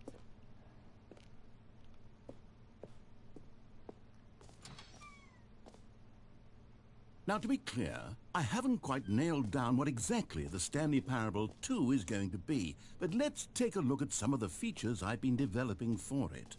I figure that if I can loosely organize a handful of interesting concepts, that surely the game will sort of naturally spring up around them. It'll all work itself out. Game development is much more of a fuzzy magic than anything scientific or logical, really.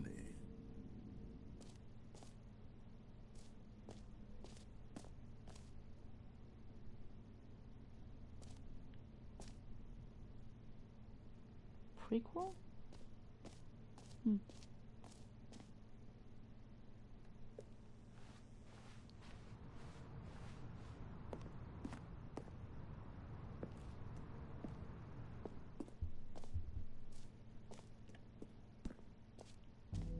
Here we are. Go on, try out some of the new features.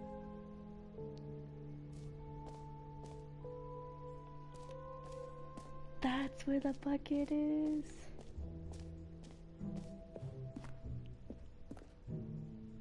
A common complaint of the Stanley Parable was that it was confusing and paradoxical, that it engendered a chaotic sense of reckless despair in those who played it. Well, I'm happy to say that after much consideration, I've engineered a clever solution to this fundamental problem with the game. It's the Stanley Parable Reassurance Bucket. You see, Stanley, anytime you're holding the bucket, a sense of calm and ease will fill your mind and your heart. It's true. As long as you hold on to the bucket, the many disorienting contradictions of the Stanley Parable will feel perfectly normal and perhaps even comforting. You may even come to long for the gentle embrace of jarring cognitive dissonance while the bucket is in your arms. And to be honest, it's a much more convenient solution for me than actually redesigning the game to be less uncomfortable. Can you imagine what a pain in the ass that would be? Yes, the bucket is the perfect solution. Come on, give it a try.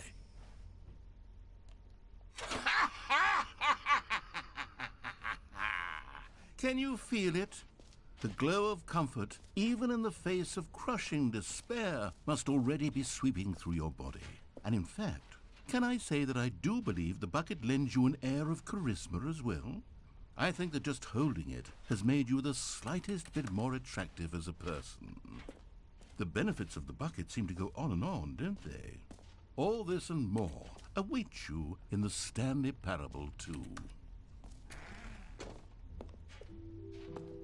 Does anyone give out awards for most enjoyable bucket in a video game?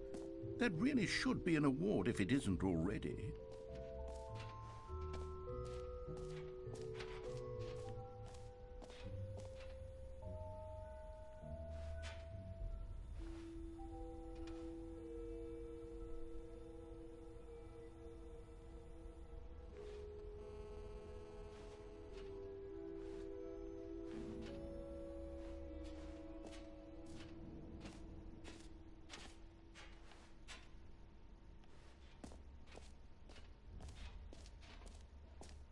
For the Stanley Parable 2, I asked myself, what do players really want?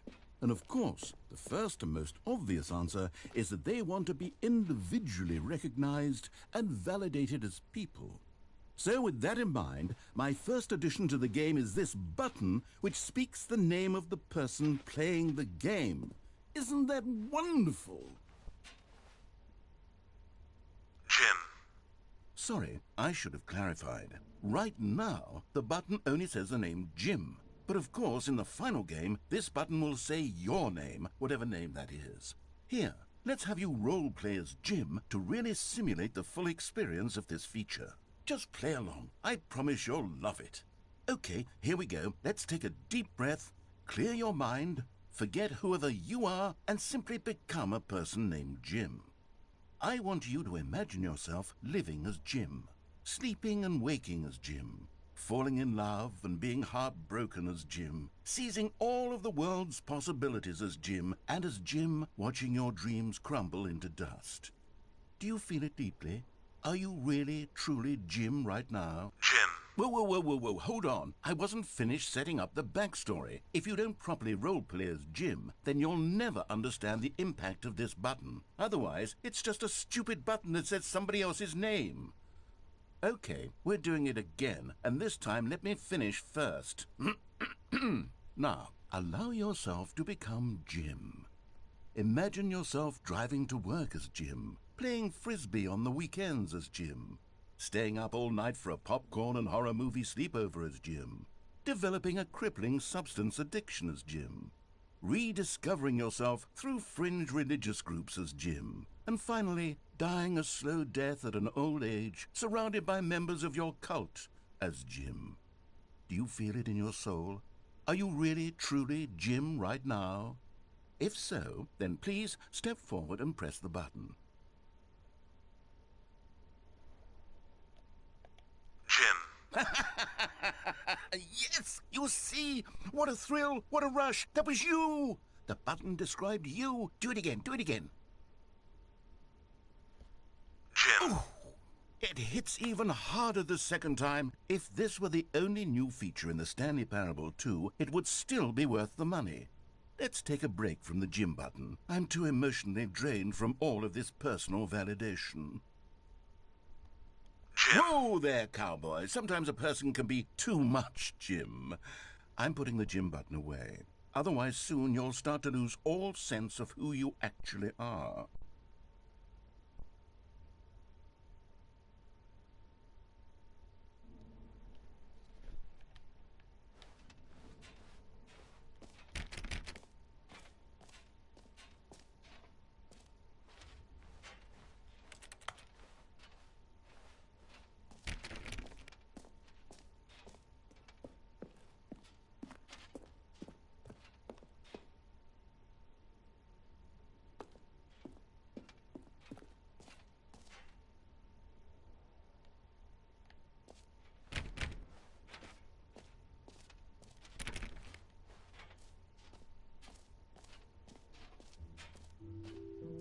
I suppose I could allow only people named Jim to play the Stanley Parable 2. That would actually save me the work of finishing this feature.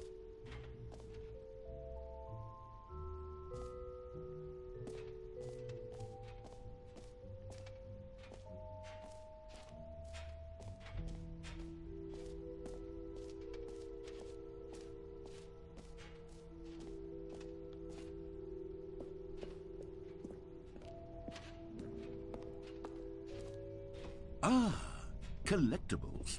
Now it's a real video game. In the Stanley Parable 2, you'll run around gathering up these miniature Stanley figurines. And what's truly innovative is that there will be no reward for collecting all of them. I don't want to stifle the intrinsic joy of watching a number go up. You simply collect all of them, and then you move the hell on with your unremarkable life.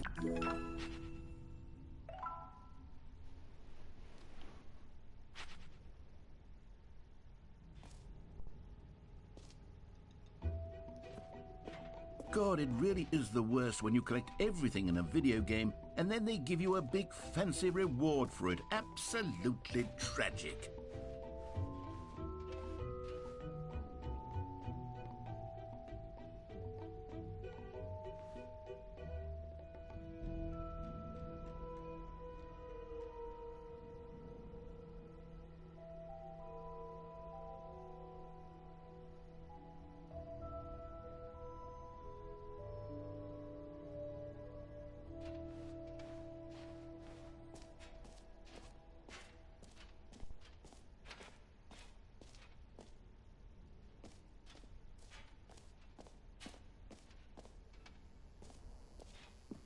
Now, here's something special. You remember that broken test trophy that got left in the game on accident? Well, I'm developing a technology to simply give you the trophy. Yes. You see, you'll come to this lever, and when you pull it, the trophy will be given to you. It's as simple as that. Okay, perhaps I should have clarified. This is technology that will exist. Right now, the trophy is still fully broken. I'm not a wizard, Stanley. But I guarantee it will be fixed in the sequel to at last satisfy the hordes of ravenous fans all over the world who have been uproariously demanding this feature. Gamers, we hear you, and I promise it will happen.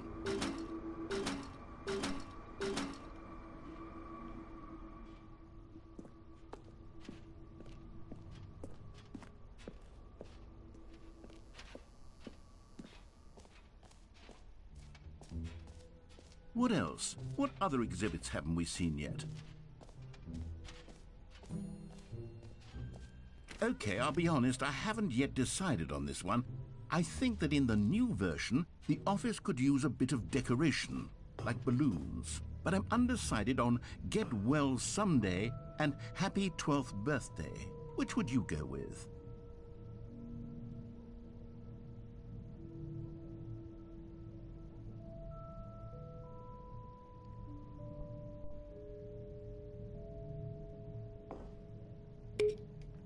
You know, sometimes when you solicit another person's opinion, it makes you realize that you knew which one you actually really wanted all along.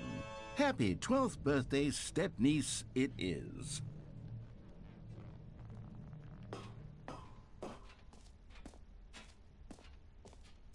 Or actually, maybe I should have gone with... No. No, I've made my decision. We're moving on.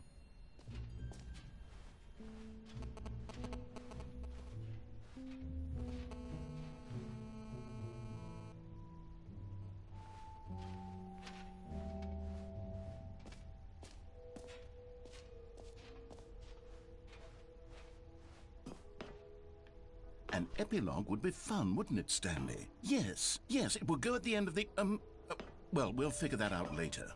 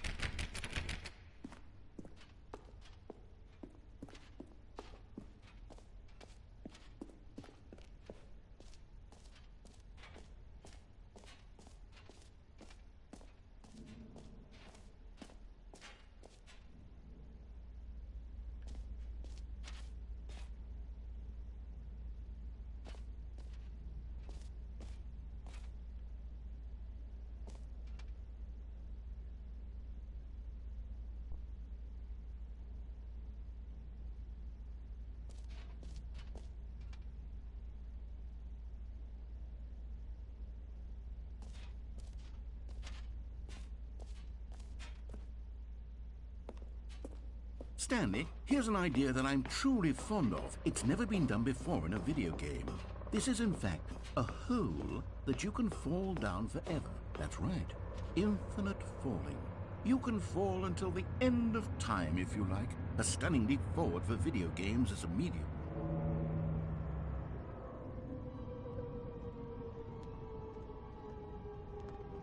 You see, isn't it wonderful? One of my more ingenious concoctions, if I do say so. Now then, since you've gotten to see the infinite hole, you can press the teleport button to pop back up to the top, and we can continue onward. Now, I don't mean to be a bummer, but I do recommend you use the teleport button to go back to the top. Maybe do it on the sooner rather than later spectrum of things.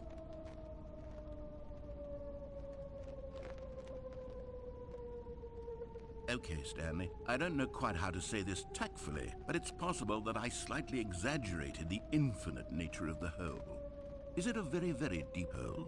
To be certain it is. It's an extremely deep hole. I don't want anyone to say that it isn't an astonishingly deep hole. It is. Is it infinite? Well, that sort of depends on your definition of infinity. From one perspective, the infinite is merely philosophical in nature. It's more of a... Okay, well, good for you. You found the bottom of the hole. You found me out, Stanley. I'm a liar and a cheat, and you're so clever. Look, I think the issue here is just that you're unusually fascinated by falling. What normal person actually wants to fall infinitely? I figured the hole was as deep as anyone would actually need. Don't you put this on me. Maybe you're the problem. Look, things got a little heated there. I think we both said some things we didn't mean. Why don't we just put all this behind us and agree to just call the hole mostly infinite? If that works for you, then go ahead and press the teleport button to warp up to the top of the hole and we can move on. I'll just be up here when you're ready. Great. Now, I'm very excited to show you even more of my ideas for the sequel.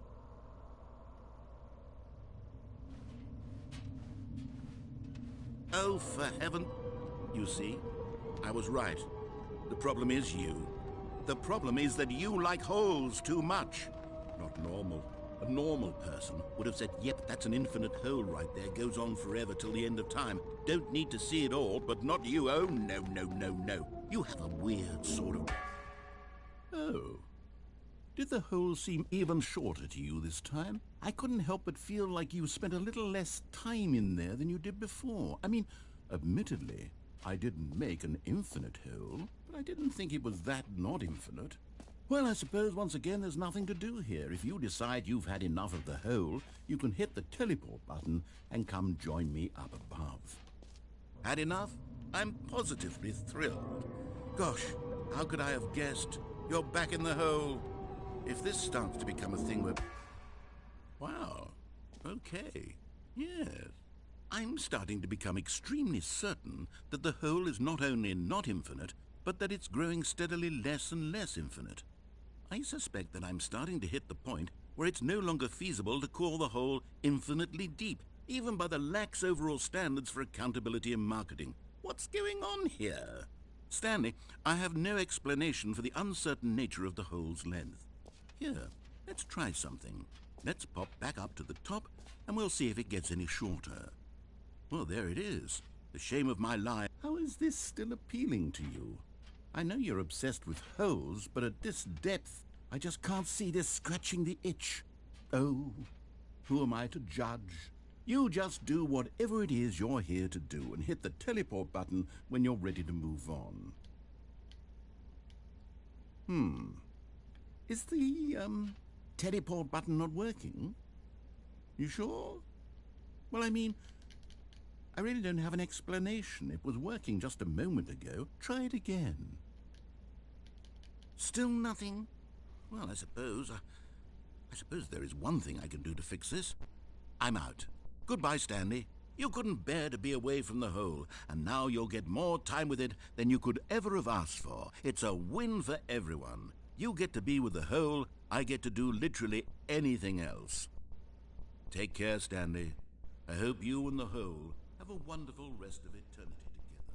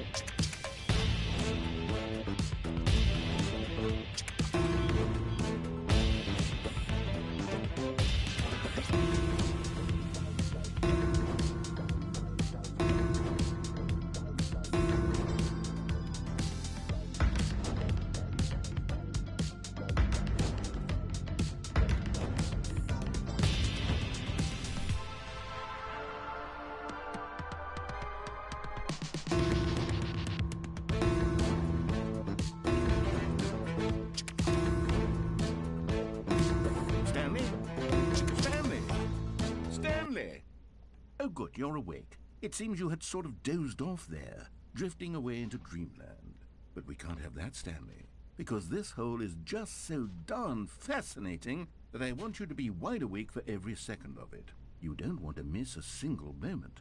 So how about if I just pop in from time to time and wake you up to keep you really truly focused on the whole?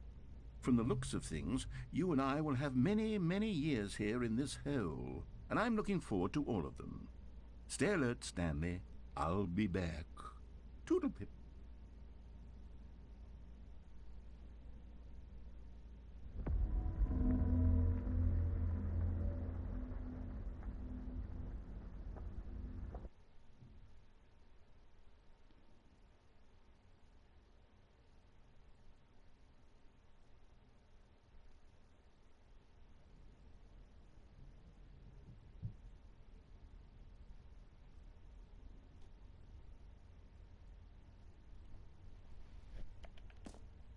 Here we are. Go on, try out some of the new features.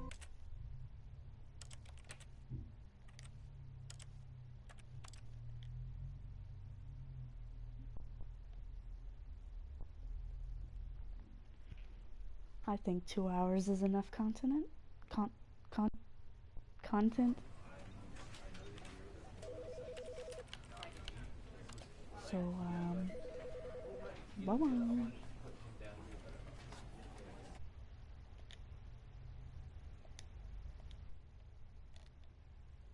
Oops, that's okay.